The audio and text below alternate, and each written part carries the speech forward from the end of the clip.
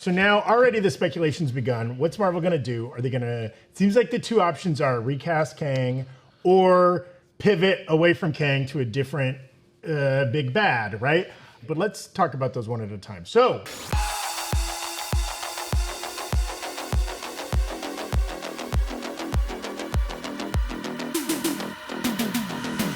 Welcome back to the break room, everybody. We've got a lot to talk about today. I am Zach Huddleston, and I am thrilled to be joined.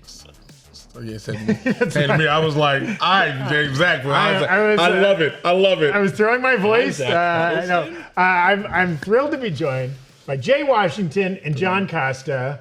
Wow. Can't wait to get into the news about that new Adam Sandler astronaut movie. That teaser looked kind of good. Wait, what? You see, it was called Spaceman. It's like a serious Adam Sandler sci-fi movie. No, he's playing David Bowie and he goes to space. No, he's not. That's Starman. But it's got a good cast, even though it's a Netflix movie. But coming up today, we will not be talking about Ted. We will not be talking about Ted Sarandos or the Spaceman movie. But we are going to cover, of course, the big Marvel news.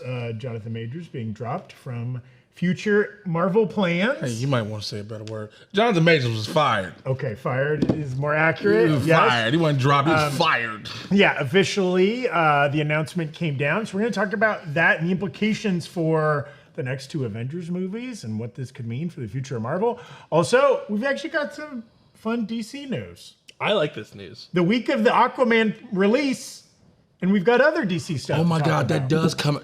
You know what? That's how little I've heard about really promotion besides the regular little TV spots. Will it do worse than the Marvels? Yes. You think so? Christmas movie, people are a little bit more available to go to the theater. Don't you think people are probably going to go see Wonka? It's like instead, family tradition. People go see maybe a big movie with their family. You think there's Wonka and The Color Purple. Yeah. Oh, that's right. That comes out this week. There's Wonka, The Color Purple, and Beyonce's film. All musicals. Yes, and they're including Aquaman. I wish it's going to be the octopus just on the drums. Yeah. It's a Little Mermaid crossover film. Oh, dear God. So we're gonna talk about all that stuff. Let's jump into the headlines. We'll talk DCEU first. So Aquaman 2 comes out this week. We were just saying that. After being pushed an entire year, Jason Momoa kind of already kicking dirt on it out there in the press, saying that, like, yeah, he's probably done with the character.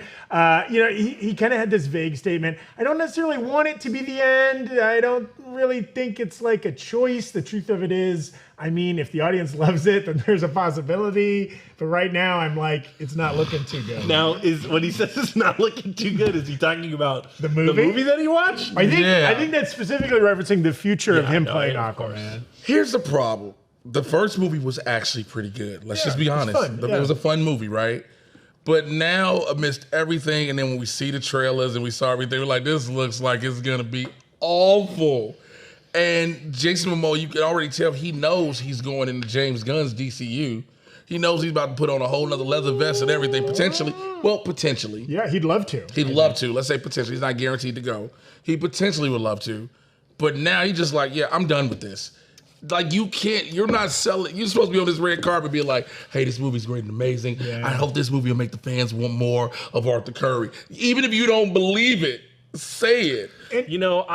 If I'm James Gunn, I like Jason Momoa, I like Gal Gadot. Everyone else who sort of has been principal leads in those movies is a little iffy, but I'm probably going to just salt the earth. They're not coming back.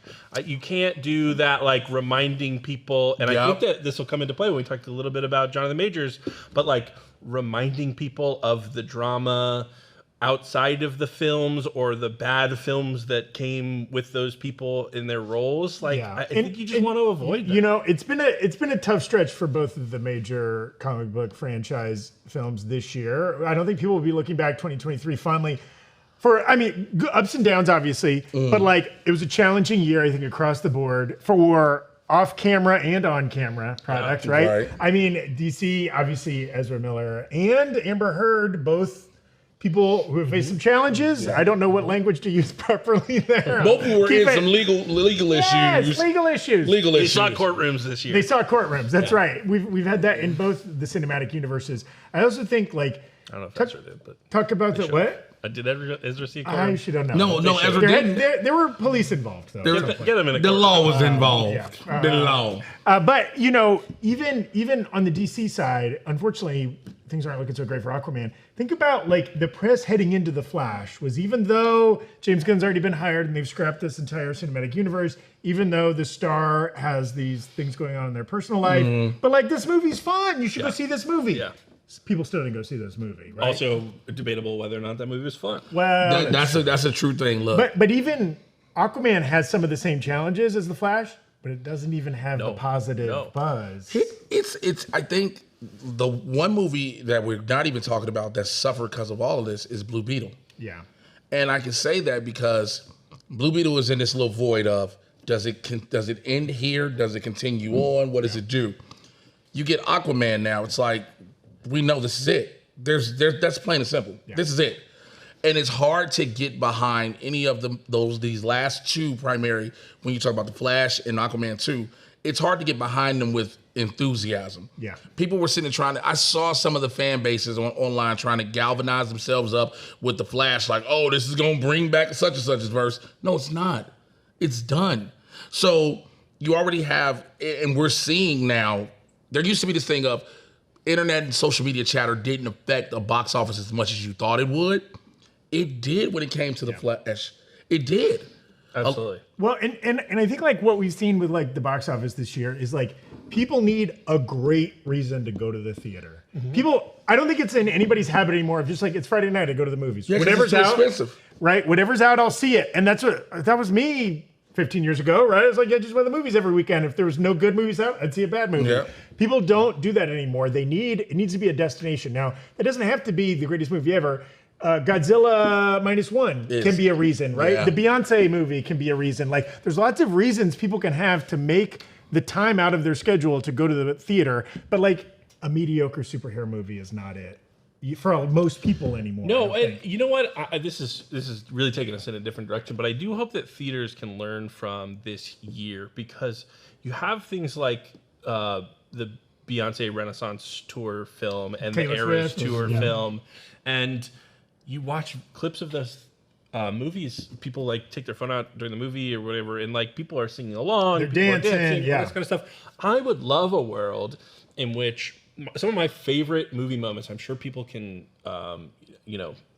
Attest to this, is like being in the theater for Avengers Endgame. Yes. Being in the theater for No Way Home. Hearing that pop. Hearing the people go nuts. Andrew Garfield Yes. takes off his mask and everyone screams and shouts. Even when we knew it was coming, or Yeah. even if you had a good idea, it's still, Part of me wishes that there were like maybe like some special screenings that are like, this is the fucking fun one. You know, bring in your flask, bring in your friends. Maybe that, like, it's okay. We'll put some subtitles down. Maybe the New bottom of the Rockstars screen or needs to pilot that. do John. some rowdy screenings Well, of these movies. It would be so much more fun if I went to Aquaman and my buddies and I had a couple of drinks and we were like able to have a good time at the theater. It's Like like sitting there like arms folded. What if it's being like the I'm not squirt enjoying gun this. screening of Aquaman, right? Bring your seafood, bring your super soakers, let's get Everybody nice. smelling like shrimp.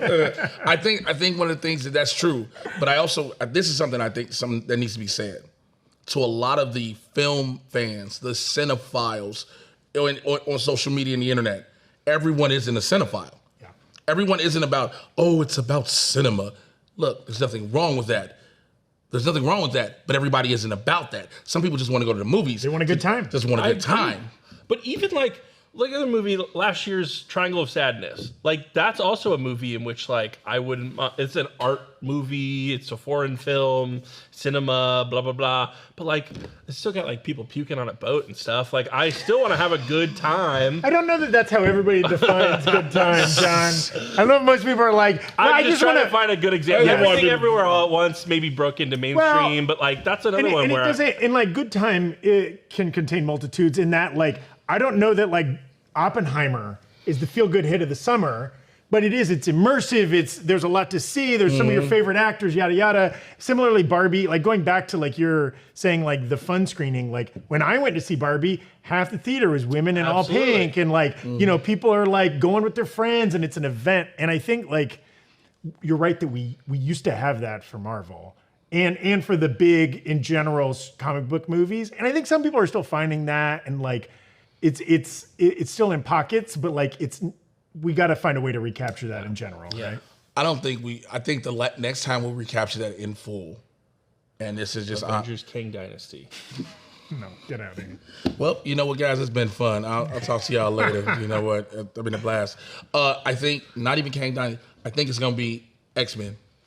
Yeah. Oh, I think X-Men. I don't even think I know some people saying, "What about Fantastic?" I know you're out here yelling at your screen. What about the Fantastic Four? What about the Fantastic Four? I think it'll be excitement, but I don't think it'll be as much of an event as the X-Men will be. What do you and the precursor to an X-Men thing, right? Is Deadpool 3. Yeah. And it's like, does that movie?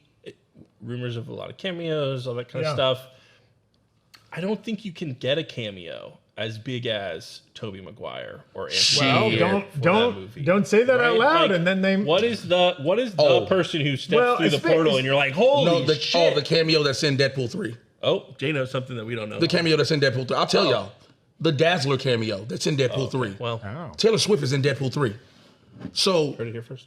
Well, that's here like fifth. Yeah, Maybe a pop right there. Yeah, I think there's potential. It'll get it back, and I think we've got to get back. We're supposed to be talking about DC, but I think all the studios had a big break this year when they were fighting with all of their labor, right? And I think, and as they're some of their properties are struggling and they haven't been putting out and creating their content, I think at least some of them, Feige and his team, James Gunn and his team, are using this as a time to re-strategize, reassess how they do everything, how they make their movies and TV shows, how they market their movies and TV shows, right? All of that, the stuff, however they were doing it in 2018 doesn't work anymore in 2023, right? The world has changed, things have evolved, we as consumers have changed, and I hope that both of them are gonna change too and try to adapt to where we are right now. I think Marvel changed, and I know we're talking DC. I think Marvel changed more with their TV style because remember, there was this. We're having actual showrunners now. Yeah. We're having actual writers who know how to make a TV show. James Gunn, on the other hand, for the shows that we know we got coming, are primarily him directing it anyway. Mm-hmm. So he's controlling he literally controls the narrative going into most of this stuff because he knows what it is. It's not like Kevin Feige is behind a desk. Kevin Feige is making phone calls, sending emails, doing things like that, giving final to say so, yes or no. James Gunn is doing that, but also behind the camera. He's also there. And even writing it. And even too, writing right? it. Yeah. So that's the slight difference with the two. Now, granted, yes, since Iger came back in Disney, they were like, yo, we're going to reel us back in. We're not going to do everything. But Gunn has already listed out what his gods and monsters is. And it's 3 shows, 2 or 3 animateds, and then a couple movies, and I keep telling everybody, everything is predicated though, as we all have said consistently, on one movie. Superman Legacy has to pop because if Superman Legacy does not pop, nothing matters that he does. Yeah, because you can make an argument. I don't know if you could make an argument very strongly, but you could make the argument that the best Marvel film that they've ever made is Iron Man. In its importance and its ground laying it's a tone. Fucking great movie. John, I think, you sit we don't here have to cuss, John. There's children watching all around Canada. It's a very good movie. You sit here and you say well, I prefer Endgame. I prefer this. I prefer that. And I agree. Sometimes, but No Way Home had 7 or 8 movies before it that led up to that film. Endgame, Infinity War had 20 plus movies. That Iron Man movie is just as good as those films, and it had to start strong. Yeah. And speaking of, Jay touched on series and some of the James Gunn plan. So we got some interesting news this week. So Matt Reeves, director of The Batman and any potential The Batman sequels, also creator or producer of the Colin Farrell Penguin series coming out in 2024. We'll hold you to it, Max, you sons of bitches. But this interesting news came out that Matt Reeves is also overseeing an Arkham Asylum series that will not be part of that universe, but will rather be part of the DCU, James Gunn's universe, which is wild to think. It's good. It's good. So that means that Robert Pattinson and Colin Farrell as the Penguin and Batman will not appear in that series, but characters that appear in that series could appear in any of the other James Gunn helmed DC properties. This is complicated. And why does Matt Reeves need to be doing both? That's the thing. He's really fucking good. Well, of course. But Sorry, Reeves shouldn't be Reeves shouldn't be the dude. He's great. There's no denying Reeves' talent. There's no denying that. But you've already established that the Batman, Batman 2, and Joker, Folie Ledoux are not a part of your thing at all, right? So all those characters are Elseworlds. But now you got this guy who this director who we're used to him for this one property. Now you're like, you're gonna do the video game, and then James Gunn has already said that everything is connecting now. Yeah, which is gonna be fascinating, because do we think this Arkham Asylum show, so will it have a Batman? It just won't have Robert Pattinson Batman? If it does, it'll be somebody else? Bold and the Brave Batman, right? Okay, and it won't have Zoe Kravitz as Catwoman. It won't have Colin Farrell as Penguin. It won't have Homeboy as Joker or Riddler. No. Paul Dano or Barry Keoghan. Which is too bad, because those are, that was a really well cast movie. And those are great actors. I do think that, like, when James Gunn was making this announcement, everyone was sort of like, we really want the Batman to be where this franchise goes in the future. It was such a great movie. It's such a great tone. It feels right. Like, let's just use that as the base. That's our Superman legacy, and make movies based on that.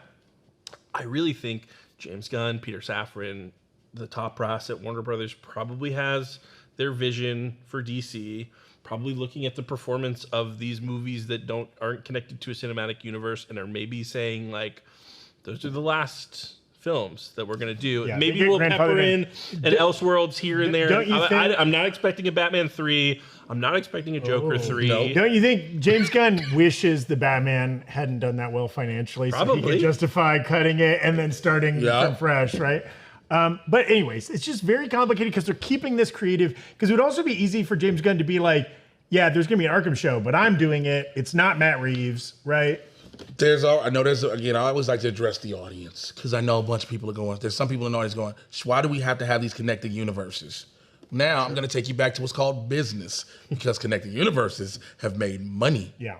I don't care what people say, well, this project wasn't good, that property wasn't good. Doesn't matter what you say about what was good or bad. It was what was the revenue for it. Yeah. So now it's showing that consumers want these universes. Now you're like, well, maybe this box office was low this year. I keep telling everybody, stop acting like Marvel's in dire straits because of 2023. Yeah. The Marvel Cinematic Universe as a whole started in 2010, I think. But we can go back to 2008 when Iron Man dropped. 15 years of movies, and you have 1 year, you're okay. The most successful franchise of all time. Of all time. But you're going to keep getting these universes, and so you're going to keep getting these properties connected to it. And that's just it, because it's just like we're saying that we want to see it. Especially because, this is Marvel and DC, right? Like, yeah, we've all heard of Batman, Hulk, your Spider-Man, the top characters.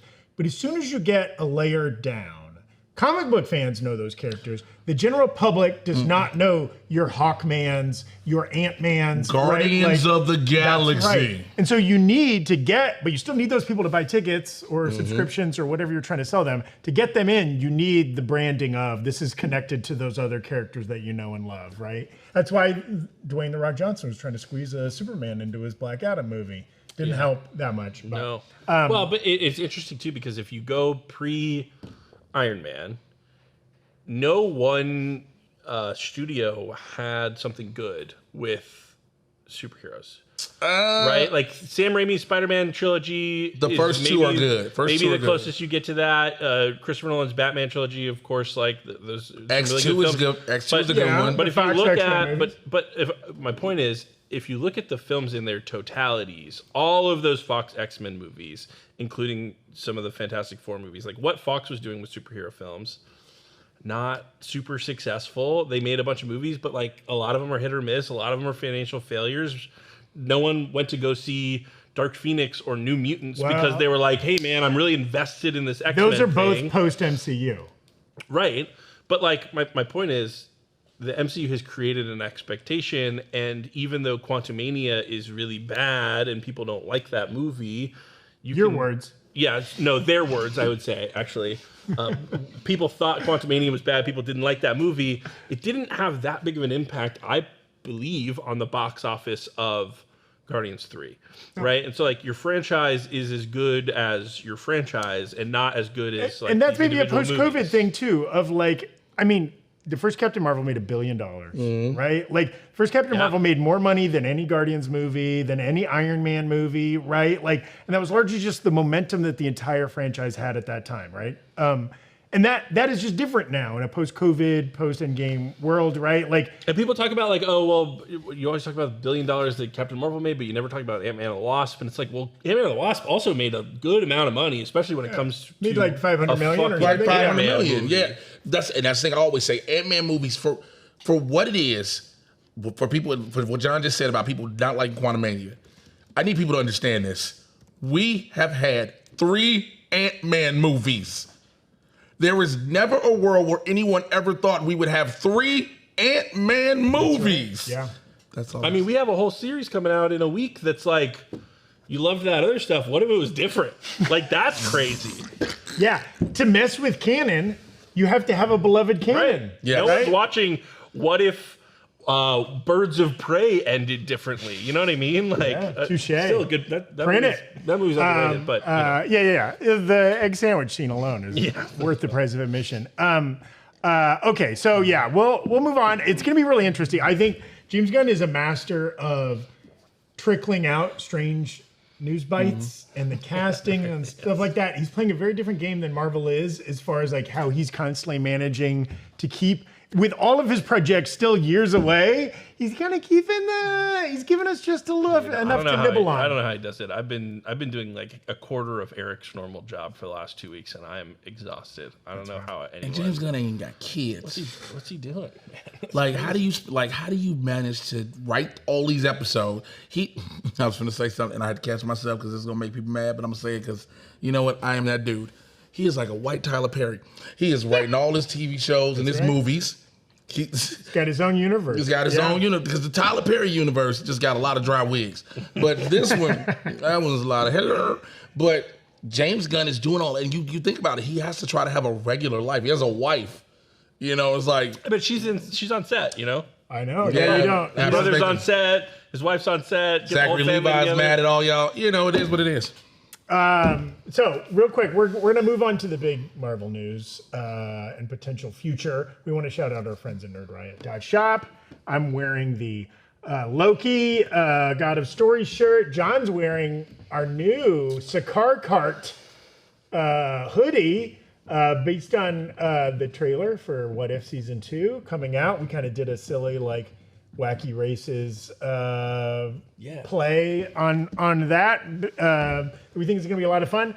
Check out all the great merch options at nerdriot.shop. Great way to, including all the mugs we're rocking right now. Whoa. Great way to support us here at the Breakroom and at New Rockstars in general. And if you like that God of Stories shirt, but you already have it, there's another one for all time always that we just put out that is equally cool and equally low key. That's right. You can't wear this shirt every day. That's right. You got to rotate it with something else. Yeah, because I wore that shirt Buy yesterday. two. The Marvel news.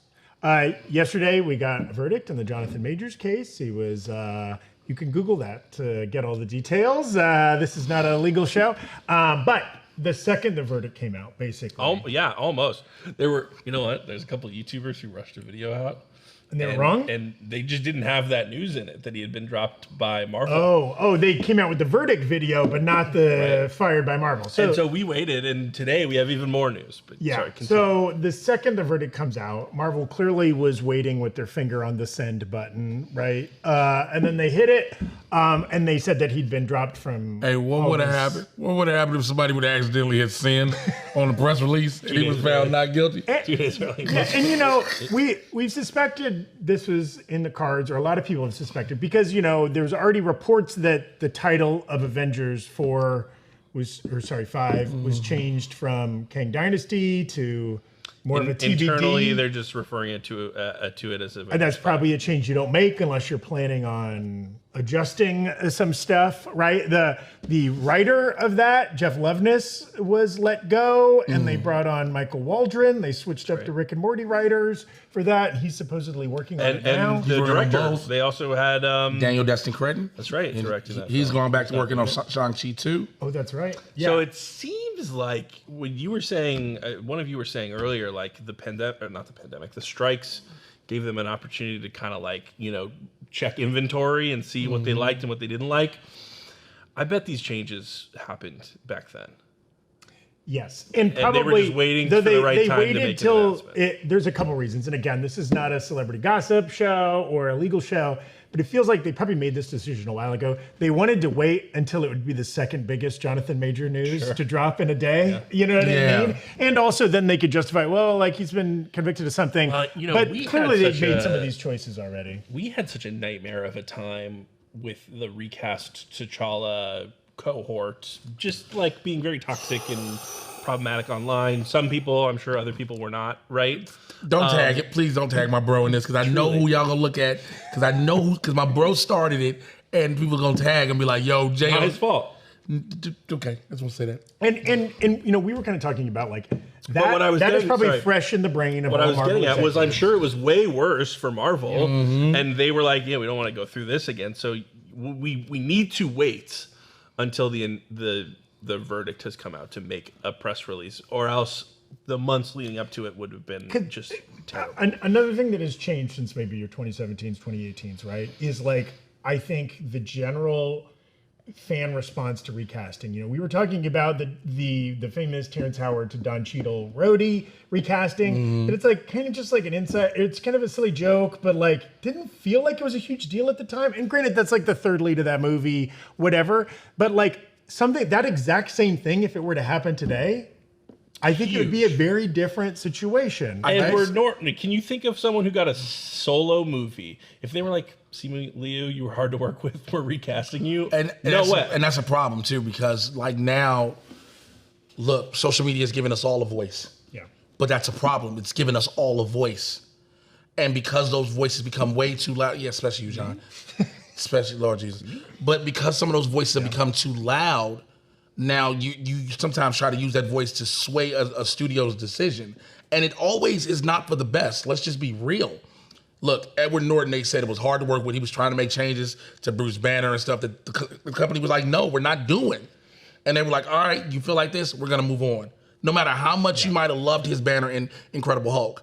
But if the studio's like, yo, if like you said, Zach, if this was then, it'd be, oh, don't recast him, blah, blah, blah, blah. Like, yo, chill out. And not only that, but like, as a studio that wants to take care of their actors, presumably, can you imagine like the online vitriol that somebody like Don Cheadle might face? He's like kind of one of the most beloved actors in the MCU now, but like if that recasting happened in 2023, people would be coming for him probably personally, so hard, right? Like it's his fault. Same for anybody that is the second actor, right? With the recast T'Challa thing, I said that. I was like, I'm sorry, real quick. When they said we're doing a whole recast T'Challa, I was like, here's the problem.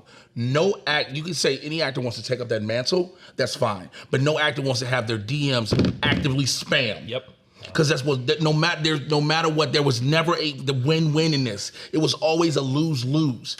And I think all three of these recasts have had wildly different reasons for their recasting. One was an actor that the studio wanted to move on from. One was a beloved actor that tragically passed away, and another was an actor that committed crimes.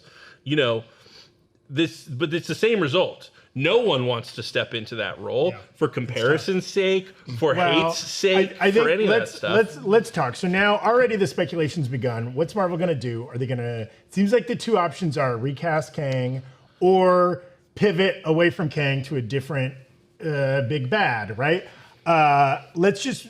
We don't know what's going to happen, of course, and what's more likely, but let's talk about those one at a time. So if they make the recast, and we've kind of already hinted at the giant challenges, the PR challenges, the actor challenges, there's a lot of people throwing a lot of names around. It feels like if they were going to do that and they got a huge name. Jonathan Majors, who is a household name for us now, was not when he was cast as Kang for most people, right? This was probably his biggest role.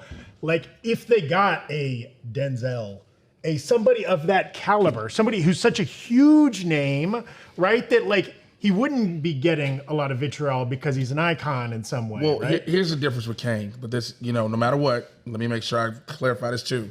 Kang is the only one that has the difference because, and I was telling you this before we went on air, it's been established that all the variants do not have to look like that person.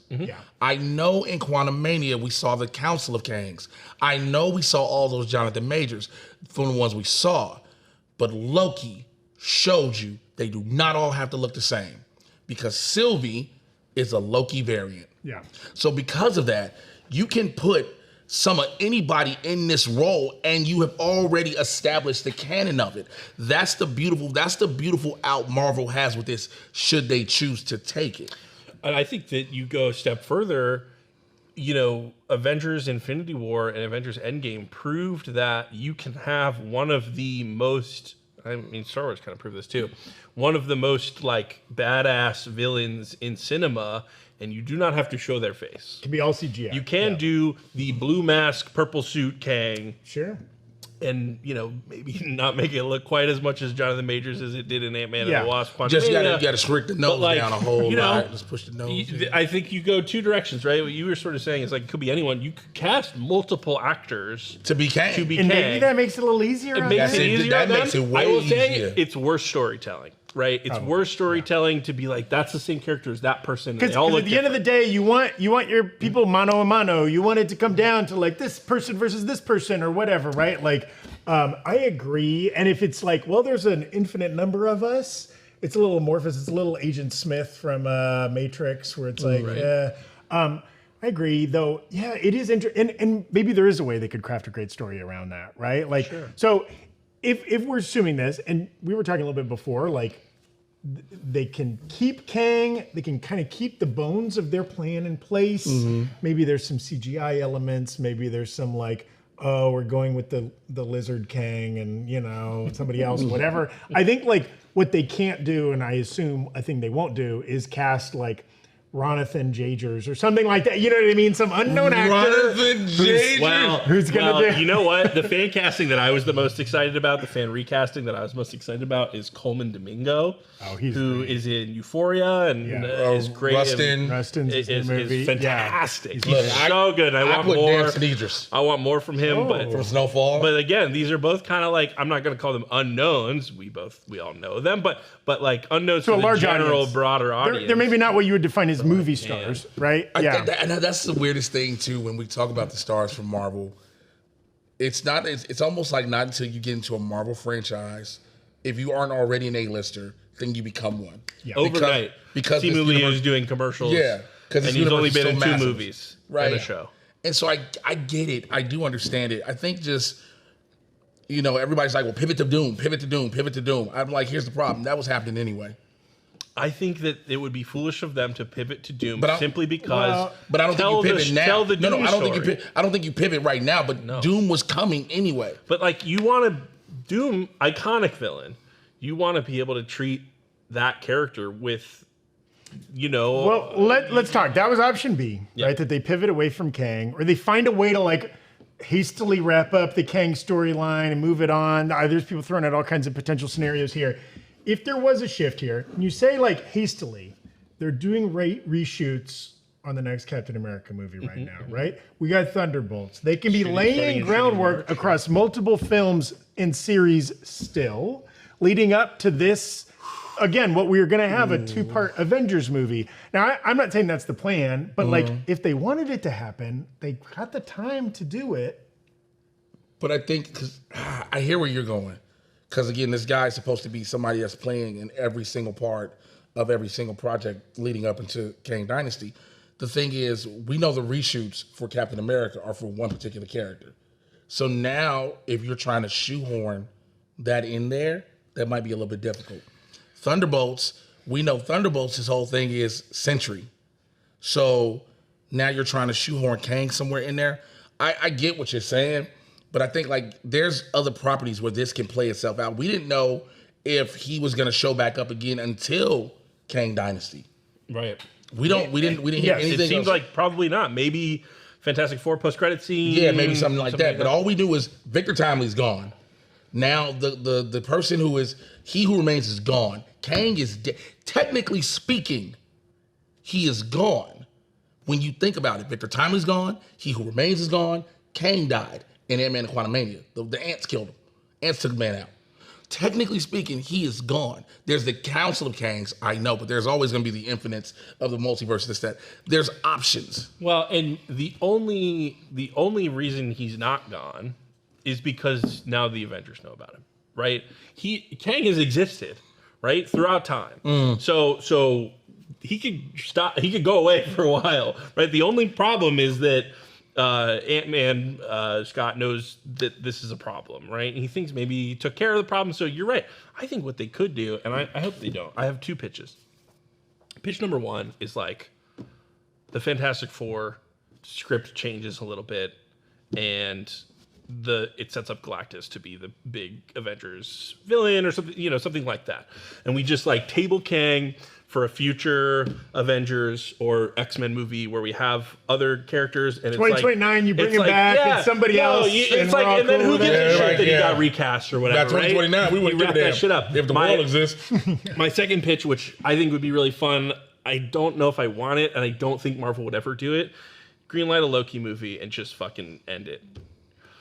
Just like I don't know. You figure do something where like Loki figures out how to not have all these. And then we reset and it's back to Iron Man 1 with Robert Downey Jr.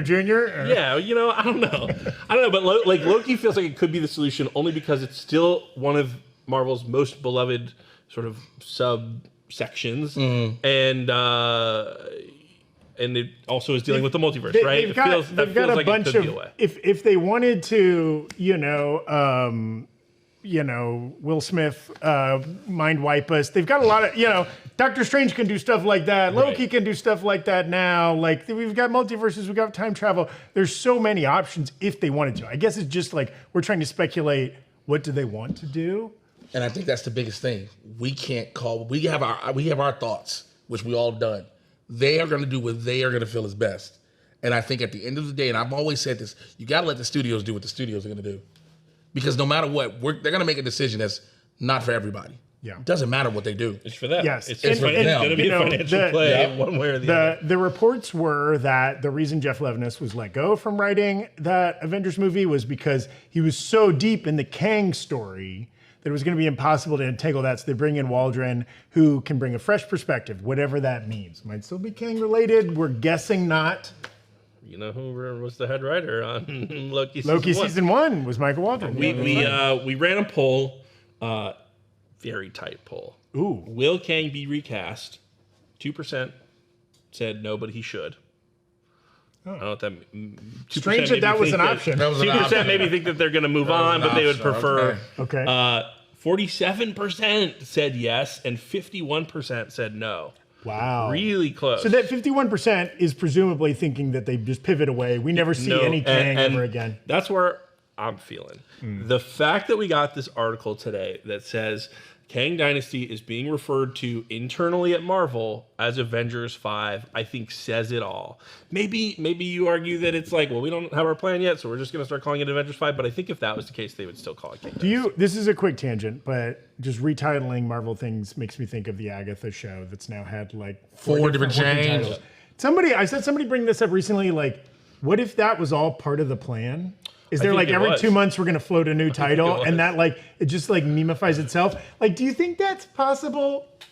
That was really part of their plan, that we're going to constantly change the name of this show? I do, yeah. One of the producers on Twitter, when it changed to Darkhold Diaries or something like that, hinted that it was going to change again. Yeah, probably. Well, they probably always have that. I mean, wouldn't it be great if that's what they did with this Avengers movie? Just every couple months. If it was never really called Kang Dynasty. It would give us and it's content. Avengers Requiem. Avengers. Remember, we weren't supposed to figure out the name of Endgame at first. Remember, the Russos were like, "You've heard the name, but you don't." War 1 and 2. Yeah, you were like, it was Infinity War 1 and 2, and then it was like, no, the second one has a different name. Like, you're not supposed to figure it out. Then all of a sudden, we found out it was Endgame. We was like, oh shit, because we just thought it was a 2-part movie. So I think, this could be Secret Wars Part 1, and then go to Secret Wars Part 2. Interesting. Though I've heard people float a different variation of that, and I think this is just wishful thinking, that we're going to get Avengers 5, and then we're going to get Avengers Secret Wars Part 1, and then we're going to get Avengers Secret Wars Part 2. I don't know about that. I do think that Marvel hopefully has learned a little bit of a lesson with phases 4 and 5 that, like, you need those Avengers movies. You got to build up to something. You need tentpoles for your tentpoles, as weird as that is to say, but it's 2023 and it matters. And I think that if they had an Avengers movie coming out next year, I think that the Marvel conversation would be very different. Hey, I think we would have had a Marvel movie come out next year if this thing called COVID would have never happened. Yeah. Sure, and then the strikes. And then it was a double whammy there. I kind of agree, John, because like you could counter argue that having a giant Avengers movie that everything has to be building up to puts a lot of pressure on all the other properties, but they already feel all that pressure. Right? Also, I don't know if it needs to be all building up to it. The first Avengers movie, you didn't have any like major, hey, all of these films are leading to this team up movie. Some post-credit scenes. Avengers Age of Ultron, Civil War, same stories. Infinity War and Endgame are the two where you're like, oh yeah, they were really building to those movies. But even then, they were like, oh no, the ether really is, one of the Infinity Stones or whatever. So, it's never been perfect. And I think if they announced, if they had an Avengers film coming out, or even a young Avengers film that was like, yep, it's not like necessarily 100% where we're going in 10 years, but like we want to give you this. Let me ask you a question. Movie. Do you want everything announced to you that they're going to do? Are you asking me as a fan or me as someone who works at New Rockstars? Both. Oh, shit. Me as a fan, no. I like a little bit of surprises. I like the yearly, like, oh, it's Comic-Con. What are we going to get next year, 2 years from now thing? As someone who works here, I'm like, yeah, give it all to me so that we can talk about this, we can talk about this, and how this might tie to this, and blah, blah, blah. So, and we've seen that kind of bite him in the ass. Yeah, I mean, again, from a New Rockstars point of view, I would love to know everything they're going to release and the date and the time. Yeah. But, I think for a fan point of view, it's too much to think that, like, hey, Loki season 2. Well, I know they've got a Fantastic Four movie coming out in 4 years. So how will this tie in? Exactly. That's the thing. It's too much. Let them look. I know like how they reveal shit at Hall H or D23. They reveal this timeline and all this, but sometimes let things just be. Yeah. Let the surprises happen because again, like you just said, well, I know they got this coming up. I know this is gonna go. So where is this gonna? You take some of the fun out of it. Yeah, and that way, I mean, I'm always standing for Werewolf by Night, but like you can also have more like small surprises. I thought we were getting those. What's that? I thought we were getting more special presentations. Yes, I know. What maybe happened? fingers crossed. And who knows what if Wonder Man or one of these projects that's kind of half done or put on hold or whatever could get squished down and like, hey, let's make this a fun hour on Disney Plus. Who knows? It'll be very interesting. I bet we don't hear much for the rest of the year as people are on holiday and stuff like that. And maybe heading into January, maybe even on the other side of Echo, right? There's going to be a long period in between Echo and Deadpool of no Marvel stuff coming out. Right? 3 or 4 months. 97. X-Men 97, that's true. That we don't have dates confirmed there. So during this kind of like, and certainly, or at least no live action Marvel stuff coming Which is good, actually. They can disappear. Yeah. And here's my question for you guys. Reset. Sorry, I know you're winding it down a little bit, but my question for you guys is, do you think that this is ultimately good for Marvel? What do you mean? Them having to make this decision, the multiverse saga, you would As a argue way has been like their most rocky period. Yeah, like they now have an opportunity to really hard pivot. Whereas before it was like, we make tweaks here, rearrange releases, all that kind of stuff. But now they can just kind of say like, this thing happened, we have to move on from it. Here's our new plan. From the ground up. Yeah. Yeah. Yeah. I mean, it could be. I mean, changes can be opportunities, right? Potentially, or they can be stumbling blocks. You never know, right? I just think if they do it, there's going to be so many YouTube thumbnails. Marvel scared, they're failing. No, you're right. Well, that's going to happen. That's already no matter what. It's already there. You see what I'm saying? That's what's going to happen. That's just my thing. I get what both of you guys are saying, though. It's interesting. Well, we hope that it's somehow storytelling wise leads to good results. Oh, breaking news. What? Here we go. You ready? Yeah. I just got an email from. Just got an email from Disney. Okay. Eyes of Wakanda. Has a date? No, but it is now scheduled for 2024. Whoa! Yeah. What else is going on? Wow. That's the animated one, right? Yes. Yes. Wow. That went from literally nobody knew about that. And all of a Nico, sudden, yeah. Friendly Neighborhood Spider-Man. Is coming out in 2024? Is this right? Blah, blah, blah. Below and attached, please find the Walt Disney Studios slate for 2024. This is not new information, but helpful to have it all in one place.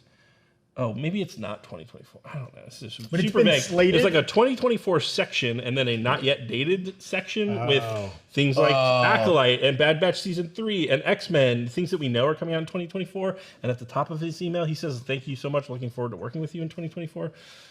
Interesting. So, yeah, I don't know. Eyes of Wakanda, Acolyte, Bad Batch Season 3, Skeleton Crew, Tales of the Jedi Season 2, X-Men 97, Friendly Neighborhood Spider-Man, all in that not yet dated section, but in this 2024 email, which does not include things like Andor Season 2, which makes me think that maybe these are 2024 Yeah. dates. Now, little breaking news. if we got 3 Marvel animated series in 2024, That would suffice. yeah, That would suffice. that's a lot. That's a lot. And that's not even including a What If that's dropping at the very end of 2023. So really, Right. in 13 months, we'd potentially get 4 animated series. Because it That's would wild. make up for all not being able. Look, they would have your eyes. They wouldn't have your box office money, but they would have your eyes within that time. Also interesting to note, this email says untitled Deadpool, not Deadpool 3.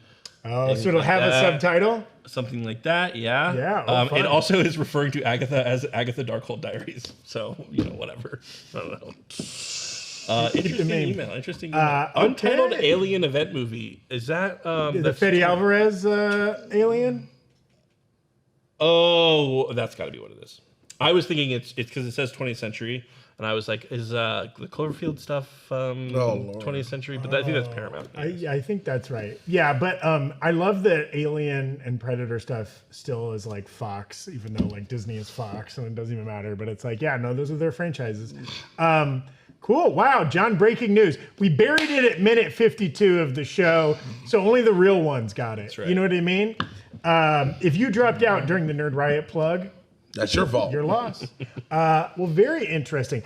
I mean, Eyes of Wakanda, like, It looked good. oh, that's great. Yeah, I didn't get to see the footage, but like the fact that it's coming out that soon, I love it. And Marvel Zombies may never Where come is out. it? Yeah. That means They they've showed been working. that years means ago. they've been working on Eyes of Wakanda for a while. Yes. Yeah. Yeah, and kudos to them. Disney Animation keeps it pretty locked up. The fact that didn't Honestly, leak out, like nobody really had that, right? No leakers. No, we had scoopers heard that Ryan Coogler was working on a Wakanda series. We didn't know if it was live action or animated. It sounds like some scoopers knew. Oh, really? Yeah, but we didn't have a title. We didn't have a plot. We didn't have anything like that. It looks good. I'm very excited, especially for like what that series says. Like, what if and X-Men 97 are their own specific little things, Right. But something like Eyes of Wakanda, where like you can go deeper into the culture, the side characters of one of these big properties, like that's and tell different kinds of is stories. stories. Yes. My assumption is that's going to be one of the first Marvel series, animated series that is canon. Yeah. I assume. Friendly Isn't Neighborhood what- Spider-Man isn't What is If not. canon? What If, I guess, is like canon, but maybe not to like the 616. It's all different places. Oh. Eyes of Wakanda, since that takes place in such the distant past, like I feel like that's your great opportunity to like lay the groundwork for the history of Wakanda and Yeah. say like this is how it happened. Yeah. I don't like the way you dismiss Wakanda. I'm just messing with you. I'm just messing with you. Get out of here. We're done. Very exciting. Okay, well, good. We were thinking we were going to have a semi-barren 2024 for Marvel, so it's nice to hear that it will be a little bit more fecund. Yeah, it just won't have anything in theaters. That's That's it. words, right. not mine. Yeah. Okay. Well, wow. Wonderful. Thank you all so much for watching. Thank you, Jay and John, for being Thank here you, with me Zach. to shoot the S. Thank you all for watching. Have a great. If this is the last time we see you in 2023, we're going to be putting out more content, but maybe you're busy. We'd love to have you here. But if the last time I get to see you or you watch me on the channel, have a wonderful holiday, everybody. I'll see y'all probably later on this week. So I'll be back here for something. But yeah, if I don't see you, blessings. I do the show when no one else can. That's right. We hope we don't see him. Who knows? That's right. Yeah. All right. Thank you guys very much. Bye. Later, Gators.